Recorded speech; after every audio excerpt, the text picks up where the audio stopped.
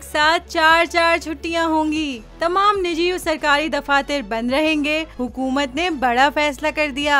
Saudi अरब के 94वें कौमी दिन के मौके पर हुकूमत ने एक साथ 4 छुट्टियों का ऐलान कर दिया। सऊदी अरब में 22 और 23 सितंबर बरोज इतवार और पीर को कौमी दिन रिवायती जोश और जज्बे के साथ मनाया जाएगा। इंसानी वसाइल और समाजी तरक्की की वजारत ने इन 2 दिनों को आम तातील का ऐलान किया है। ख्याल रहे कि सऊदी अरब में जुम्मा और हफ्ता 2 रोजा हफ्तावार तातीलात होती हैं। इस तरह 20 और 21 सितंबर बरोज जुम्मा और हफ्ता को हफ्तावार छुट्टियां, जबकि 22 और 23 सितंबर को कौमी दिन की तातीलात होने से एक साथ 4 छुट्टियां मिलेंगी।